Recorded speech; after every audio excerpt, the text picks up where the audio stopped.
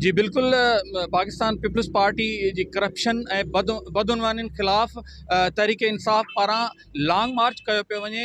हिन महिल जेका तहरीक इंसाफ़ जा अॻुवाण आहिनि, जिन जी अॻुवाणी आहे शाह महमूद कुरैशी, पप्पू ख़ान, मीर इफ़्तिख़ार ख़ान लुंड ऐं ॿिया अॻुवाण पिणु उते मौजूदु आहिनि। हू हिन महिल जेको आहे घोटकी तरफ़ रवाना थींदा। मुख़्तलिफ़ शहरनि खां थींदे ॾहरकी, उबावड़ो, मीरपुर माथेलो में हिते जेकी कैंप लॻल आहे, हिते कैंप ते ई जेको आहे हिन ख़िताब कंदा कैंप में वेठल मौजूदु माण्हुनि सां। माण्हू जेको आहे वॾे तादाद में बीठल आहिनि ऐं पंहिंजे क़ाइदीन जो जेको आहे इंतज़ारु करे रहिया आहिनि।